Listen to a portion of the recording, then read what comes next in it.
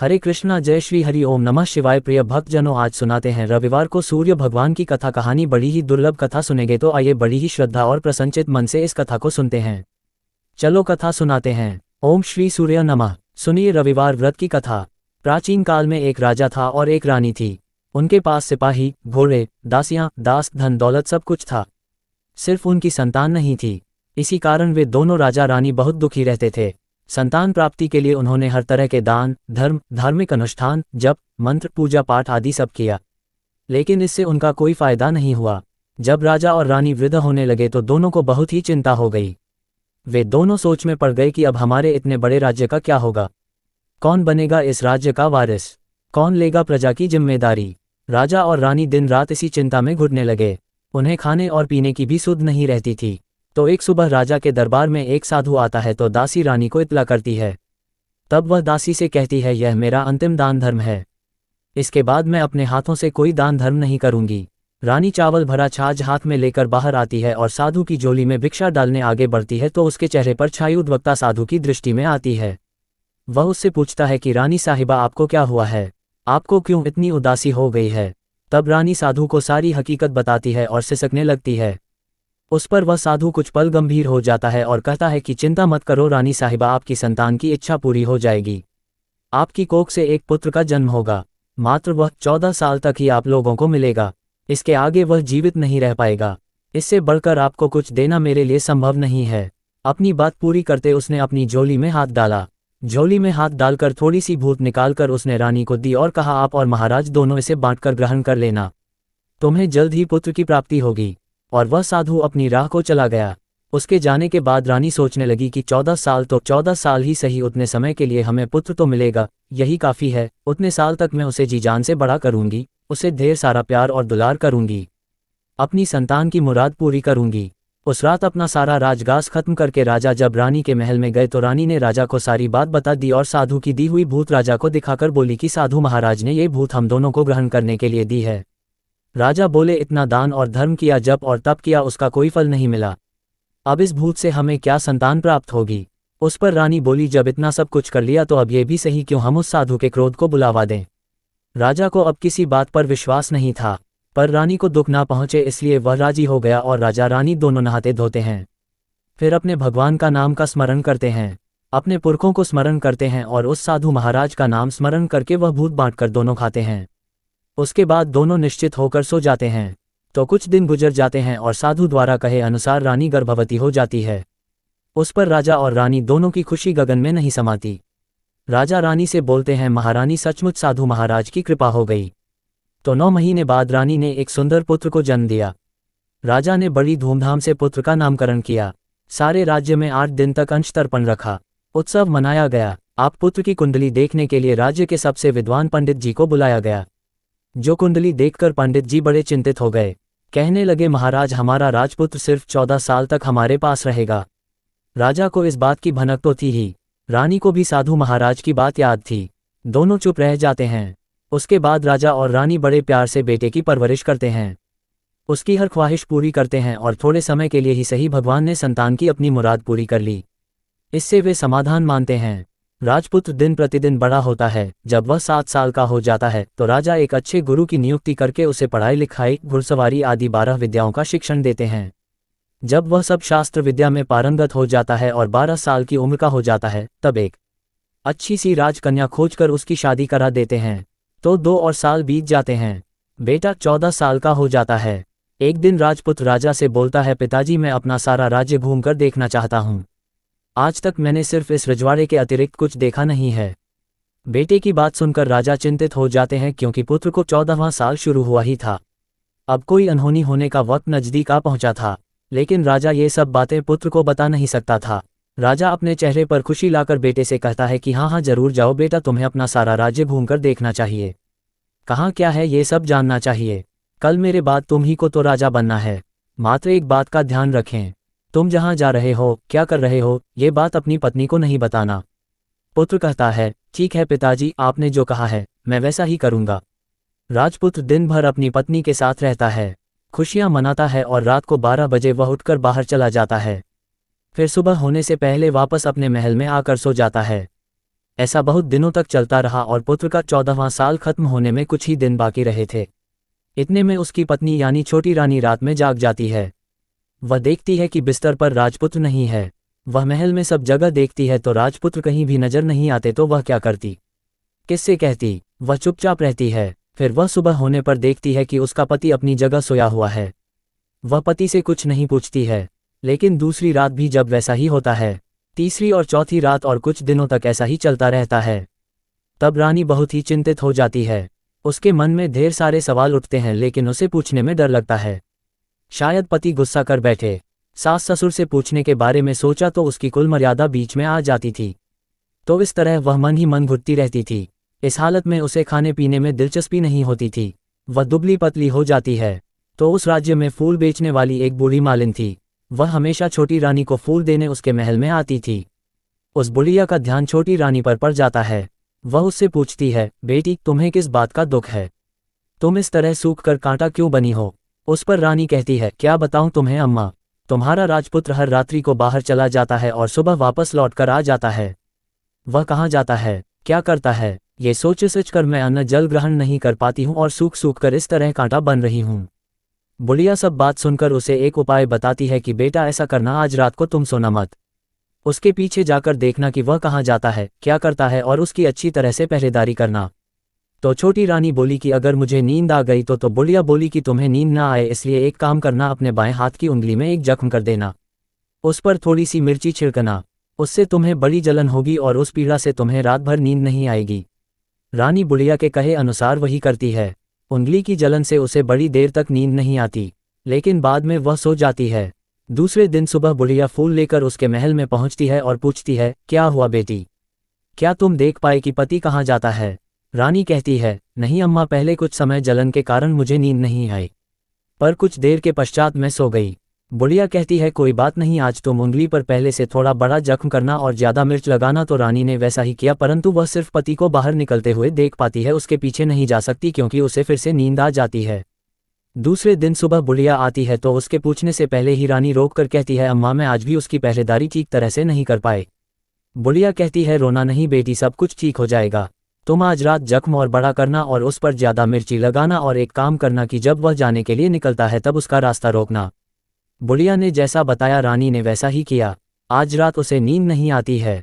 पति जब रात को महल से निकलने के लिए चलने लगता है तो वह बुढ़िया ने जैसा बताया वैसे ही करती है।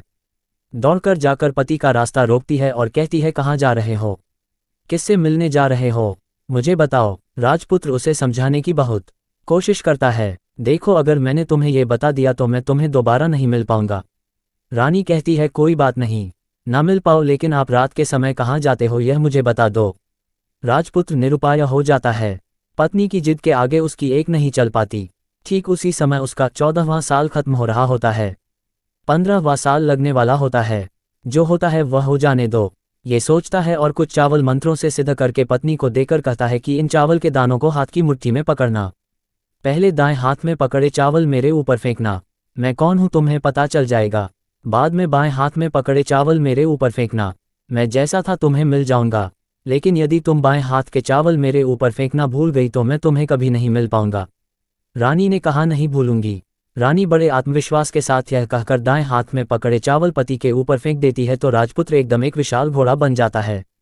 एकदम उम्दा सफेद गर्दन पर लंबी एयार देखते देखते वह तेजी से दौड़ने लगता है।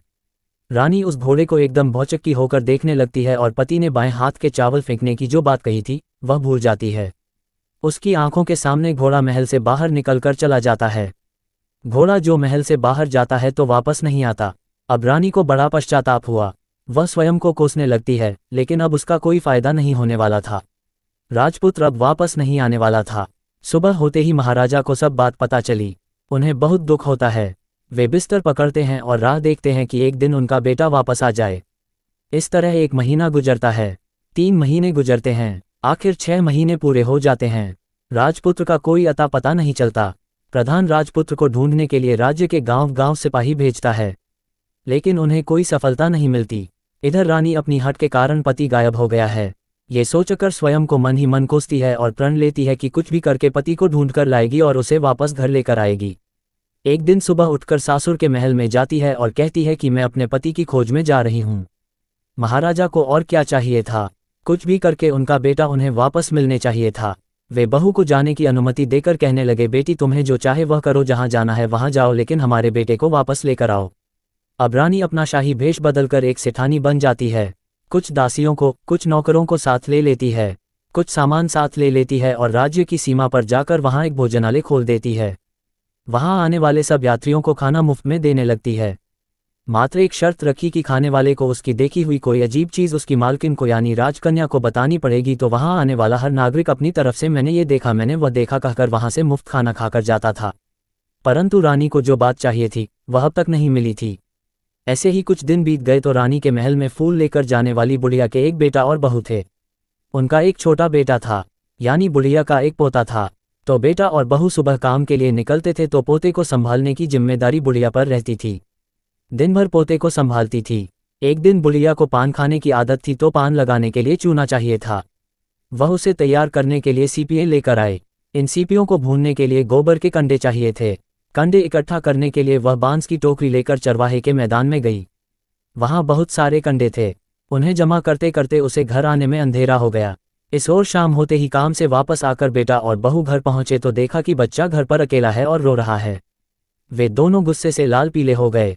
इतने में बुढ़िया घर आ पहुंची। बेटे ने पूछा, पोते को घर अकेला छोड़कर कहाँ गई थी? बुढ़िया बताने लगी कि मैं गोबर के कंडे इकट्ठा करने गई थी। इस पर बेटा बोला, दोबारा बच्ची को अकेला घर पर छोड़कर यदि कहीं गई तो मैं तुम्हें बहुत पीटूंगा। बुढ़िया कहने लगी, नहीं बेटा, फिर कभी ऐसा नहीं करूंगी। लेकिन दूसरे ही दिन बुढ़िया वह बात भूल गई और फिर चरवाहे के मैदान पर कंडे इकट्ठा करने चली गई। शाम को जब बेटा और बहू काम से वापस लौटे तो देखा कि बच्चा घर पर अकेला है और रो रहा है। अब उसके बेटे की सहनशक्ति खत्म होने लगी और बुढ़िया के वापस आने पर उसे घर से निकाल दिया। बुढ़िया रात भर घर के बाहर अंधेरे में बैठी रही और सुबह होते ही हाथ में टोकरी लेकर कंडे इकट्ठा करने के लिए निकल गई। उस दिन उस पर कंडे इकट्ठा करने का मानो पागलपन सवार हो गया था। कंडे इकट्ठा करते करते जब अंधेरा हो गया उसे मालूम ही नहीं चला। उसे जब ध्यान आया तो गांव का रास्ता भी ठीक तरह से दिखाई नहीं दे रहा था। वह अंधेरे में आंखें फाड़कर देखती देखती किसी तरह आगे निकल पड़ी। तो एक कपिला गाय छन छन की आवाज करती गली की घंटी बजाते ठुमक कर उस मैदान पर आ गई। उसे देखकर बुढ़िया सोचने लगी कि इस गाय के पीछे पीछे जाऊंगी तो गांव तक पहुंच जाऊंगी। तब बुढ़िया उसके पीछे पीछे जाने लगी। वह गाय उस मैदान से लेकर एक एक करके 6 मैदान पार करती है। आखिर में वह 7वें मैदान तक पहुंचती है तो क्या होता है कि उस मैदान पर एक बड़ा सा पत्थर है। गाय जाकर उस पत्थर को अपना सींग मारती है। जब गाय ने सींग मारा तो वह पत्थर दूर हट गया और पाताल में नीचे जाने की सीढ़ियां दिखाई देने लगी। तब वह गाय उन सीढ़ियों से नीचे जाने लगी। बुढ़िया वह सब देख रही थी और झट से जाके गाय की पूंछ को पकड़ लिया। वह गाय के साथ नीचे पाताल में पहुंच गई और तुरंत ही गाय की पूंछ छोड़ दी और इधर उधर देखने लगी। उसने देखा कि वहां दीप और दिए जलते हैं और तेज रोशनी गाय के ऊपर पड़ती है और वहां अद्भुत घटनाएं घटने लगती है। गाय के नीचे जाते ही उसके गले में अपने आप साल पड़ गई और छम छम करके कोई दूधाड़ी में गाय का दूध दुगने लगा। लेकिन जो भी कोई वह कर रहा है वह मात्र दिखाई नहीं दे रहा है। बुढ़िया बहुत घबरा गई, कहाँ आकर फंस गई ये सोचने लगी और यहाँ वहाँ छिपने के लिए जगह ढूंढने लगी, लेकिन उसे कहीं भी जगह नहीं मिली। हर जगह उजाला ही उजाला था। तो वह एक कोने में खड़ी हो गई और जो कुछ सामने हो रहा था उसे चुपचाप देखने लगी। उसने देखा कि वहां एक उम्दा सफ़ेद घोड़ा और 2 कुंड थे। उसमें से एक कुंड में उस घोड़े ने छलांग लगाई और ऊपर आ गया और उस घोड़े को अब राजपुत्र का रूप प्राप्त हो गया। उसने दूसरे कुंड के पानी में स्नान किया। वहां रखे नए कपड़े पहने और नजदीक ही एक सुंदर पलंग था, उस पर आकर वह बैठ गया। उसके सामने अपने आप 5 पकवानों की थाली आ गई। दूध की एक प्याली भी आ गई। 5 सुपारी आ गई। उसके सामने एक दिया जलता रहा और राजपुत्र ने खाना खाया, पानी पिया, 5 सुपारी खाए और बिस्तर पर लेट जाने से पहले सूर्य देव का स्मरण करके सामने जलते हुए दिए से पूछा, हे दीपंकर, मेरे माता पिता क्या कर रहे हैं? दिया बताने लगा, बेटे के शोक में डूबे हैं। राज कौन संभाल रहा है? तो उसने बोला कि राज्य प्रधान संभालते हैं। उसने पूछा कि मेरी पत्नी क्या करती है? तो दिए ने बोला कि उसने चौराहे पर भोजनालय शुरू किया है और आते जाते लोगों से वह नई खबर के बारे में पूछती रहती है। दिए के यूं कहते ही राजपुत्र कहने लगा कि ठीक है। उसके बाद वह सो गया। बुढ़िया कोने में खड़ी हुई सब देख रही थी। ऐसी अद्भुत घटना उसने जिंदगी में पहली बार देखी थी। उसे अंदर ही अंदर चिलबुलाहट होने लगी। वह अपनी भूख प्यास भूल गई और आगे क्या होता है कि उसे उत्सुकता से देखने लगती है। लेकिन उसके बाद और कुछ घटनाएं नहीं घटती। रात गुजर गई और सुबह हो गई। पलंग पर सोया हुआ राजपुत्र उठा और फिर से पहले वाले कुंड में छलांग लगाई तो अब वह फिर से घोड़ा बनकर कुंड से बाहर आ गया। वह तेजी से उच्च पाताल नगरी से बाहर निकल गया। लेकिन वह कहाँ गया, बुढ़िया को कुछ पता नहीं चला। उसके बाद पिछली रात की तरह कोई उस गाय को छम छम करके दूध दोहने लगा।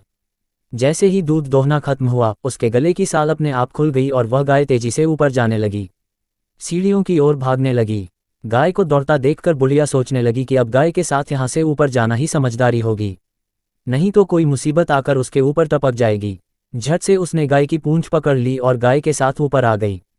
गाय जब मैदान में पहुंची तो उस सुरंग का रास्ता अपने आप बंद हो गया और उसके मुंह पर एक बड़ा सा पत्थर पहले की तरह खड़ा हो गया। ऊपर आकर वह गाय जंगल की ओर निकल गई। इधर बुढ़िया एकदम बावली सी हो गई। उसने पाताल नगरी में जो कुछ देखा था वह जल्द से जल्द किसी को बताने के लिए उतावली हो गई। उसे एकदम याद आया कि नगर की सीमा पार कोई औरत भोजनालय चलाती है और नई बात बताने वालों को अच्छा खाना पीना मुफ्त में देती है। वह सोचने लगी कि क्यों ना मैं ये बात उस औरत को जाकर बताऊं। यदि उसे यह बात पसंद आ गई तो बाकी जीवन खाने पीने की झंझट से मुक्ति मिल जाएगी। बुढ़िया ने मन में तय किया और तुरंत उस भोजनालय के द्वार पर टंगी नगाड़े के सामने खड़ी हो गई और जोर जोर से नगाड़ा बजाना शुरू कर दिया। नगाड़े का इस तरह शोर सुनकर मालकिन यानी छोटी रानी मन में प्रसन्न हो जाती है कि शायद कोई बड़ी बात लेकर यहाँ आया है। रानी सिपाहियों को आदेश देती है, जाए और जो कोई आया है उसकी अच्छी तरह खातिरदारी कीजिए। आदेश पाते ही सिपाही नीचे दौड़ गए तो एक बुढ़िया नगाड़ा बजा रही थी। उन्होंने पूछा, क्यों नहीं बुढ़िया, क्या हुआ, क्यों नगाड़ा बजा रही हो? बुढ़िया बोली, कुछ नहीं बेटा, यहाँ खाना मिलता है ना, इसलिए आई हूँ। खाना चाहिए, मिलेगा, लेकिन तुझे कोई नई बात बतानी पड़ेगी। हाँ बताऊंगी, एक बात मालूम है मुझे। इस पर सिपाही उसे अंदर लेकर गए। उनको मालकिन का आदेश था कि जो कोई बूढ़ा बुजुर्ग वहां आए उनके साथ अच्छी तरह पेश आना, उनका अच्छे से आदर सत्कार करना। तो सिपाही ने उस बुढ़िया का भरपूर आदर सत्कार किया। यह उसे बड़ी सिद्ध थाली भरकर व्यंजन परोसते हैं। बुढ़िया कुछ दिनों से भूखी थी, वह खाने पर टूट पड़ी। खाना खाने के बाद सिपाही ने उसे नई साड़ी पहनने को दी। उसके बाद उसे लेकर रानी के पास आए। बुढ़िया और रानी ने तुरंत एक दूसरे को पहचान लिया। तब रानी ने बुढ़िया से कहा कि अम्मा, अब बताओ तुमने क्या नई बात देखी है? नई बात? मैंने कोई नई बात नहीं देखी है। बुढ़िया बोली, वह तो मेरे पास तुम्हें देने के लिए खाने के पैसे नहीं थे, इसलिए मैंने झूठ कहा और नगाड़ा बजाया। रानी ने कहा, अम्मा घबराना नहीं, मैं किसी को तुम्हारा नाम नहीं बताऊंगी। फिर भी बुढ़िया ने कहा कि मेरे पास कोई नई बात नहीं है। इस पर रानी ने उससे कहा, देखो अम्मा, यदि तुमने मुझे वह नई बात बताई तो जिंदगी भर मैं तुम्हारी देखभाल करूंगी और तुम्हें रानी माता की तरह रखूंगी। अब बुढ़िया बताने को तैयार हो गई। उसने जो कुछ उस चाराह वाले मैदान पर देखा था वह सब कुछ कुंवर रानी को बता दिया। बुढ़िया की वे बातें सुनकर कुंवरनी को यकीन हो गया कि वह राजपुत्र उसी का पति है। वह तुरंत बुढ़िया से कहने लगी कि अब माँ मुझे उस जगह पर ले चलो। तब बुढ़िया बोली, नहीं बेटी, वह पाताल राज्य है, सांप है, यदि किसी ने तुम्हें देख लिया तो तुम्हारी जान खतरे में पड़ सकती है। लेकिन रानी उसकी एक भी नहीं सुनती, उसे उस जगह ले जाने के लिए हट करने लगी। आखिर में बुढ़िया ने उसका कहना मान लिया और कहने लगी, ठीक है, मैं तुम्हें वहां ले जा सकती हूँ, पर आज नहीं, कल वहां जाना है तो शाम को ही जाना होगा। तो दूसरे दिन दोपहर को रानी बुढ़िया के साथ उस मैदान पर गई और एक जगह छुपकर गाय के आने की राह देखने लगी। दिन ढलते ही अंधेरा गिरने लगा और गाय हमेशा की तरह वहां आ गई। मैदान के उस कोने में जाकर उसने पत्थर पर सींग मारा तो छत से पत्थर हटकर वहां सुरंग में जाने का रास्ता खुल गया। गाय उस रास्ते से नीचे उतरने लगी तो बुढ़िया रानी से कहने लगी, जल्दी आगे बढ़ो, हम गाय की पूंछ पकड़कर नीचे उतरेंगे। तो दोनों गाय की पूंछ पकड़कर नीचे उतर गई। बुढ़िया पहले जिस कोने में छिपी थी उस कोने में छिप गई। अब नीचे सब कुछ पहले जैसा घटित हो रहा था। गाय के गले में अपने आप साल पड़ गई। कोई अदृश्य रूप से उसका दूध धोने लगा। एक सफेद उम्दे घोड़े ने आकर एक कुंड में छलांग लगाई तो राजपुत्र के रूप में ऊपर आया। वह राजपुत्र दूसरे कुंड में नहाने लगा। बाद में उसके सामने खाने की थाली आ गई, दूध की प्याली आ गई, पान का बीड़ा आ गया। राजपुत्र सब ग्रहण करके सोने के लिए पलंग पर गया तो सोने से पहले सूर्यदेव का स्मरण करके वह दिए से पूछने लगा, दीपांकर, मेरे माता पिता क्या कर रहे हैं? तो दिया कुछ जवाब नहीं देता बल्कि वह बुझने लगता है। तब राजपुत्र को कुछ घटित हुआ है इसका संदेह हो गया। वह उदास हो गया और जो कुछ हुआ है वह हो जाने दो ऐसा सोचकर फिर से बिस्तर पर लेट गया। अब रानी का संयम छूट गया। वह दौड़कर पति के पास गई और उसके पैर पकड़ने के लिए आगे बढ़ने लगी। राजपुत्र तुरंत ही पत्नी को पहचान गया। वह छत से पीछे हट गया और चिल्लाने लगा, नहीं नहीं, मुझे मत छूना, सर्वनाश हो जाएगा। रानी दोनों हाथ जोड़कर पति से अपनी भूल स्वीकार करने लगी। स्वामी, मुझसे भूल हो गई, मुझे आपसे नहीं पूछना चाहिए था कि आप रात को कहाँ जाते हो। मैं अपनी भूल स्वीकार करती हूँ, मुझे मेरी भूल की सजा मिल गई है। अब आप घर चलो, आपके वियोग में आपके माता पिता ने बिस्तर पकड़ लिया है, आपकी प्रजा भी बहुत दुखी है। उस पर राजपुत्र कहने लगा, वही तो एक बार तुम गलती कर बैठी हो, अब दोबारा मत करना, नहीं तो अब मैं तुम्हें जो दिख रहा हूं वह भी नहीं दिखूंगा। रानी अब विलाप करने लगी, जोर जोर से जमीन पर सिर पटकने लगी। राजपुत्र के मन में उसके प्रति दया उत्पन्न हो गई। वह उससे कहने लगा, यदि तुम मुझे पाना चाहती हो तो तुम्हें एक काम करना होगा। काम कठिन है लेकिन वह तुम्हें अकेले ही करना होगा। रानी ने कहा, कहो स्वामी, कितना भी कठिन काम हो मैं वह पूर्ण करूंगी। रानी कहने लगी। इस पर राजपुत्र ने उसे बताया, इस पाताल से ऊपर जाते ही तुम्हें एक घना जंगल नजर आएगा। ऐसे 6 जंगल पार करने के पश्चात तुम्हें एक 7वां जंगल मिलेगा। वह जंगल सबसे घना है। उस जंगल के बीचों बीच एक पीपल का पेड़ है। उसके आसपास की जगह पत्ते, फंदे, जटाएं आदि से ढक चुकी है। वहां बाघ, शेर, सांप और भालू बैठते हैं। तुम्हें उन सबको भगाकर वह जगह साफ करनी है। उसको गोबर से लिपाई करके पवित्र बनाना है, रंगोली से सजाना है। उसके बाद वहां धूप, कपूर, अगरबत्ती जलानी है। फूल और कुमकुम से पेड़ की पूजा करनी है। दूध और दही से बने चावल का भोग चढ़ाना है। ये सब तुम्हें दोपहर को 12 बजे से पहले करना है। 12 बजे बजने के समय तुम्हें उस जगह पर बैठकर सूर्य भगवान का ध्यान करना है। ठीक 12 बजे सूर्य भगवान का रथ वहां उतरेगा। वे सब देखकर खुश हो जाएंगे और कहेंगे कि जिस किसी ने भी यह सब किया है उसे मैं मनचाहा फल दूंगा। तो तुम सामने जाकर उसके रथ का दाहिना घोड़ा मांगना, मैं तुम्हें मिल जाऊंगा। इतनी बात कहकर राजपुत्र अपने पलंग पर सो गया और छोटी रानी भोर होने की राह देखने लगी। भोर होते ही वह बुढ़िया के साथ गाय की पूंछ पकड़कर ऊपर आ गई। ऊपर आने के बाद वह बुढ़िया से कहने लगी, अम्मा, अब मैं अकेले ही आगे जाऊंगी, तुम भोजनालय वापस चली जाओ। वह जंगल में जाकर राजपुत्र की बताई जगह ढूंढने लगी और स्वयं आरी से वह जगह साफ कर दी। बाद में राजपुत्र ने जैसे बताया वैसे ही लिपाई पुटाई करके वापस आ गई। दूसरे दिन सुबह होने से पहले उठी और जंगल में उस जगह पहुंची। वहां जाकर इत्र और गुलाब का पानी छिड़क कर उस जगह सुगंधित धूप अगरबत्ती जलाकर उसे पवित्र किया और पूजा की सब सामग्री वहां तैयार कर सूर्य भगवान का ध्यान करके बैठ गई। जैसे कि पति ने बताया था कि दोपहर को ठीक 12 बजे सूर्य भगवान का रथ उस पीपल के पेड़ पर आकर रुका है। सूर्य भगवान ने जब रथ से नीचे देखा तो सुगंधित वातावरण देखकर वे बहुत प्रसन्न हो गए। फिर वे बोले, जिस किसी ने ये काम किया है वह यहाँ आकर आज मुझसे कुछ भी मांगे मैं उसे दे दूंगा। रानी ने जब ये शब्द सुने तो बिना समय गवाए दौड़कर उनके सामने आ गई और उनको साष्टांग नमस्कार करके बोली, भगवान, वह मैं ही हूँ। मैंने ही यह जगह साफ की है। अच्छा, तो तुम्हें जो चाहिए वह मांगो। भगवान, मुझे आपके रथ का दाहिना घोड़ा चाहिए। सूर्य भगवान बोले, नहीं नहीं, मैं तुम्हें और कुछ भी दे सकता हूँ लेकिन ये घोड़ा नहीं दे सकता। मेरे रथ के 12 घोड़े हैं।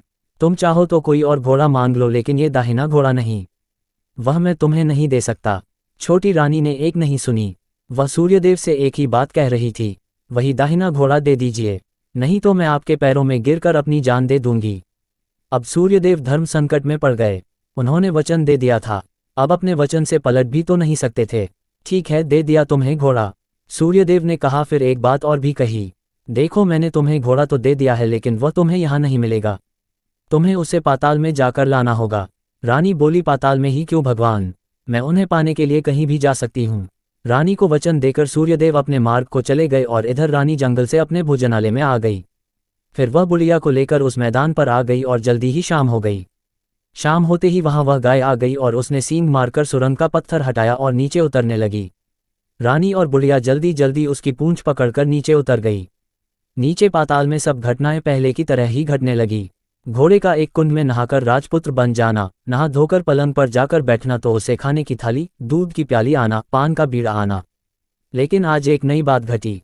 आज 2-2 थाली, 2-2 दूध की प्याली और 2-2 पान के बीड़े उसके सामने आए। वह कुछ नहीं बोला। अपने हिस्से की थाली खाकर, दूध पीकर और पान का बीड़ा चबाकर वह सोने चला गया और हमेशा की तरह दिए से पूछने लगा, दिए दिए दीपनकर, मेरे माता पिता क्या करते हैं? दिए ने बताया, वे दोनों तुम्हारे शोक में मरने की स्थिति में पहुंच गए हैं। ऐसा झट से उसकी आंखों में आंसू टपकने लगे। फिर वह पूछने लगा, दिए दिए दीपनकर, मेरा राज्य कौन चला रहा है? तुम्हारा राज्य प्रधान चला रहा है और वह सब कुछ हड़प चुका है। वह प्रजा पर बहुत अत्याचार कर रहा है। ये सुनकर राजपुत्र को बहुत गुस्सा आया। वह गुस्से से अपनी मुट्ठी भेजने लगा। अब वह पूछने लगा, दिए दिए दीपनकर, मेरी पत्नी क्या कर रही है? अब दिया कुछ नहीं बोला और चुप रहा। अब रानी का संयम जवाब दे गया। वह दौड़कर पति के गले लग गई। अब मैं तुम्हें मिल गया। राजपुत्र कहने लगा, सच कहते हो? अब आप फिर से घोड़ा तो नहीं बनोगे ना? नहीं, दोबारा घोड़ा नहीं बनूंगा। तुमने जो इतने सारे कष्ट उठाए हैं मुझे पाने के लिए, इसलिए सूर्यदेव ने मुझे सदा के लिए घोड़े के जन्म से मुक्त कर दिया है। राजपुत्र ने बड़े प्यार से कहा और उसे गले लगाया। उसके आंसू पोंछे और कुछ देर के पश्चात सुबह हो गई तो गाय की श्रृंखला टूटकर वह ऊपर भूलोक जाने लगी। रानी राजपुत्र और बुढ़िया उसकी पूंछ पकड़कर ऊपर आ गए। ऊपर आने पर वे सीधे भोजनालय में पहुंचे। वहां का सब सामान लोगों में बांट दिया और उसको ताला लगाकर अपने राज्य में लौट आए। राजपुत्र वापस आता है और उसके तेवर देखकर प्रधान घबरा जाता है। राजपुत्र ने उसे बंदी बनाकर कैदखाने में डाल दिया और राज्य की बागडोर अपने हाथ में ले ली। उसके बाद वह अपने माता पिता को मिलने उनके महल में गया। तब राजपुत्र क्या देखता है कि उसके माता पिता उसके शोक में अस्थि पंजर बने हुए हैं। पुत्र को वापस आया देखकर मरणासन राजा रानी की आंखों से टप टप आंसू बहने लगे। इन दोनों ने पुत्र को गले लगा लिया, उसे प्यार से सहलाया और इतना होने के बाद उनकी सेहत में एकदम सुधार आने लगा। वे अब बिस्तर से उठकर बैठ गए हैं, पुत्र को आशीर्वाद देने लगे हैं। राजपुत्र के आने की खबर तुरंत ही राज्य में फैल गई। प्रजा खुशी से फूली नहीं समाई। प्रजाजन राजमहल के सामने इकट्ठा हो गए। राजपुत्र ने भी उन्हें दर्शन दिए और आज से उन्हें कोई दुख नहीं पहुंचाएगा, ऐसा वचन भी दिया। अब राजा अपने पुत्र का राज्य अभिषेक करके उसे सिंहासन पर बिठाता है और बहू को महारानी का दर्जा देता है और स्वयं अपनी पत्नी के साथ ईश्वर स्मरण करते खुशी से दिन बिताता है।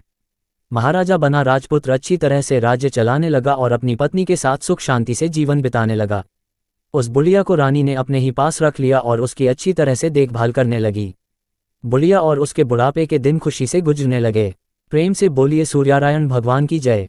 आपको आज की कथा पसंद आए तो वीडियो को लाइक करना मत भूलिएगा, शेयर कीजिएगा, कमेंट में भगवान श्री सूर्यनारायण की जय लिखिएगा और हमारे हिंदी स्टोरी चैनल को भी सब्सक्राइब धन्यवाद करिएगा।